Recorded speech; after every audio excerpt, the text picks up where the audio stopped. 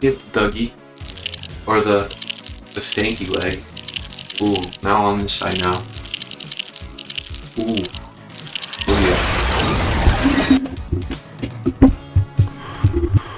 Welcome back to another Fridays with PewDiePie. For some reason on YouTube and the internet as a whole, Japan and its media have always been a point of fascination for many viewers in the Western Hemisphere. Anime, manga, VTubers,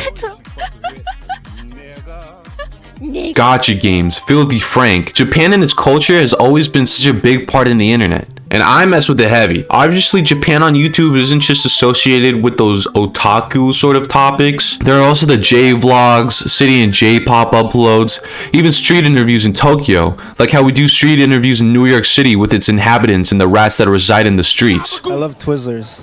He's big into the Twizzlers. The fuck does that mean? Anything that's long and delicious.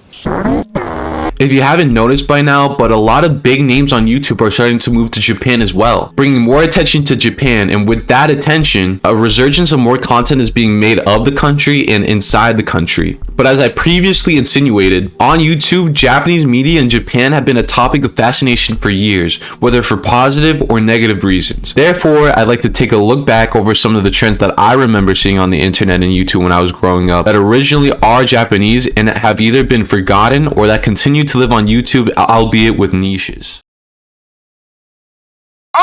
Anime music videos.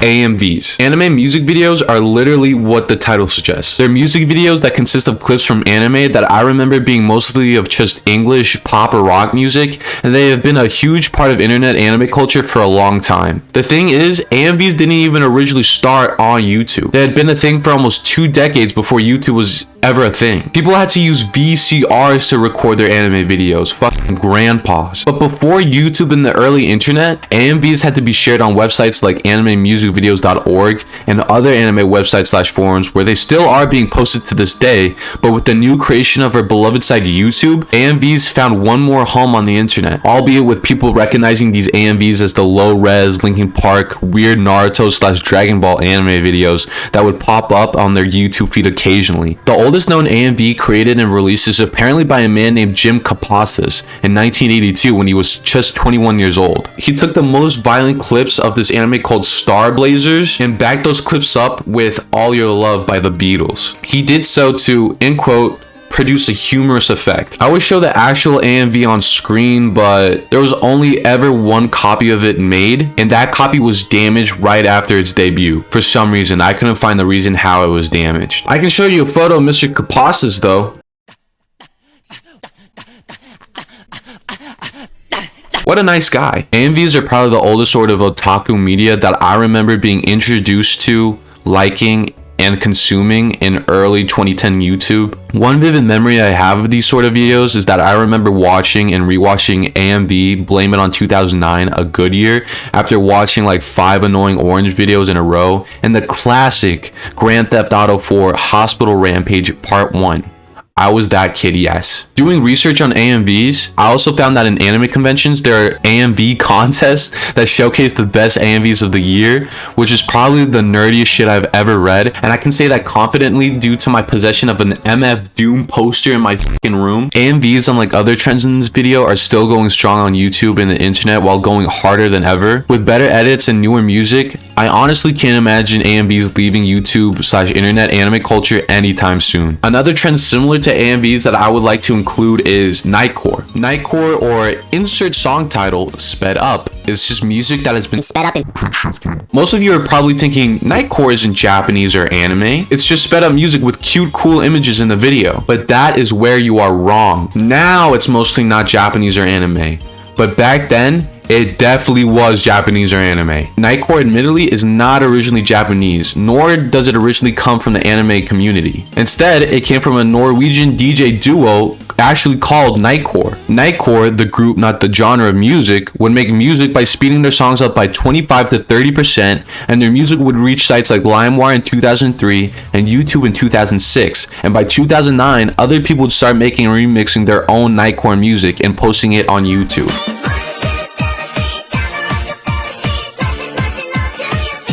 A A lot of these new uploads of Nightcore would also have anime clips or an anime still image as a cover for their videos, as a little known rhythm games community called Osu would use Nightcore for their beat maps, and with that usage, more people associated Osu with Nightcore, as Osu was associated with anime and Japanese culture. Nowadays, everyone knows Nightcore as the sped up songs that you can occasionally hear on TikTok. Things at Disneyland that gave me diarrhea, part 1. Continuing to be relevant to this day while having its style kind of changed. There's also Daycore, which is literally just the opposite of Nightcore, but I don't mess with Daycore and therefore I will not be going into it. Now that we got the more otaku culture trends out of the way, let's take a deeper dive in the more uncomfortable, weirder side of Japanese trends on YouTube and the internet. The type of trends that get under your skin and make you ask yourself, what the hell did I just watch?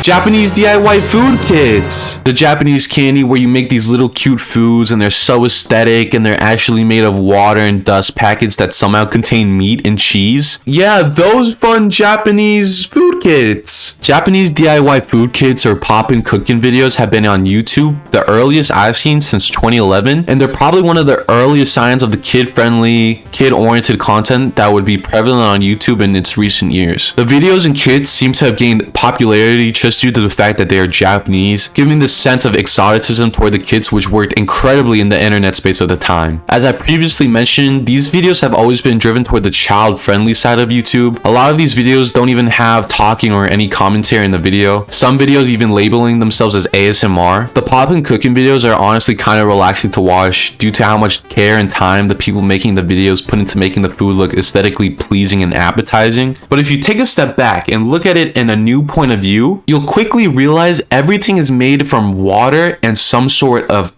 packet, either gelatin or powdered milk or some strange concoction to like make these gummies taste like something and have the reaction they need. Literally everything is made from those packets. The sodas, the rice, the fries. It's insane how everything is made from just packets, which is respectfully, in my point of view, fucking crazy. It's all chemistry, very impressive, and honestly, I would eat these little meals even though multiple reports say it does not taste very good. It's safer than pink sauce, so why not? These videos have died down in uploads and views in recent years. Maybe one DIY kit video will blow up in the child-oriented YouTube space every 8 months, but all in all, this trend is just close to extinction in serious popularity. Now it's all about cool, delicious seafood, maybe alive YouTube mukbang videos. Those get views, huh? I might have to make one of those. Speaking of food and candy, lollies or lolicon have been a part of internet culture for a long time now, with a deep and rooted history of drama and controversy. If you didn't know, lolicon is a genre of fiction / art style which includes younger looking or just plain young girls, sometimes with sexual and romantic undertones, those girls being called lollies. Lollies can also be implemented in aesthetic and fashion, with people who enjoy lolly media being called lolicons. Lolicon culture has been a thing since the 70s, originally coming from shoujo manga, and that is all I will say about the history of lollies and lolicons, because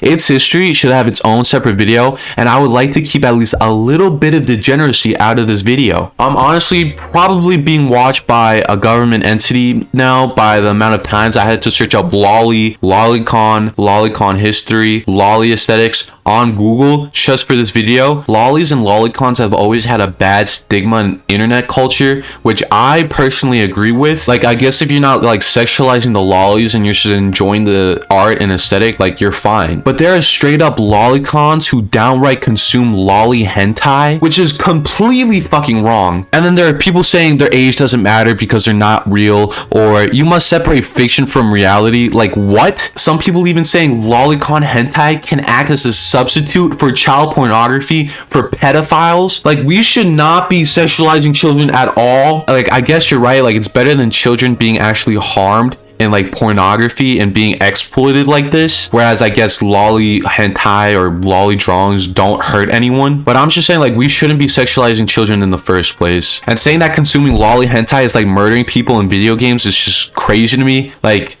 I don't want to admit that they're right, because like the thought of that kind of irks me. Well, it irks me, but like I'm not gonna put that aside.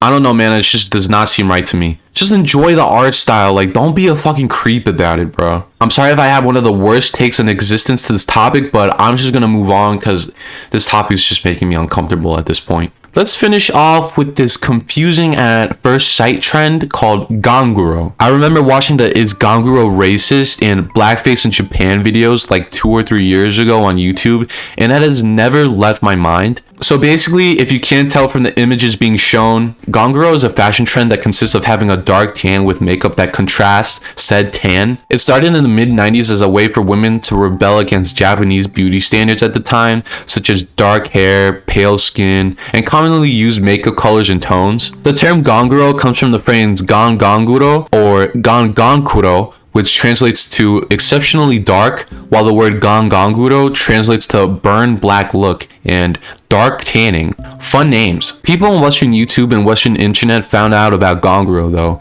and started to be fascinated by the Japanese fashion subculture, with people even trying to replicate the style, hence this amazing clip of Trisha Paytas pretending to be a Japanese pop star. But in recent years, people are actually starting to question if ganguro is actually racist, sparking conversations and debates on forums, news sources covering the trend, and even Black Lives Matter pushing Japan to confront its racism. But the reality is, it's not racist. There are indeed unfortunate similarities between ganguro and blackface. But ganguro started as a way for women to rebel against the beauty standards at the time in their country. Blackface and minstrelsy historically started and originated for white people to mock and put down black people in their media. For decades, the similarities are close and unfortunate, but they are two different things with two different meanings behind them.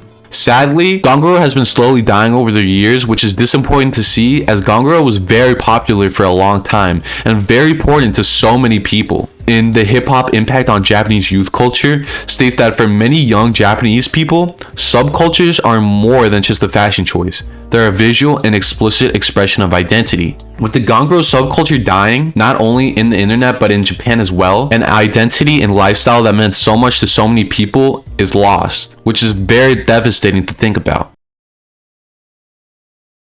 At least there will be no more Trisha Paytas J-pop idol videos coming out anytime soon. Yeah.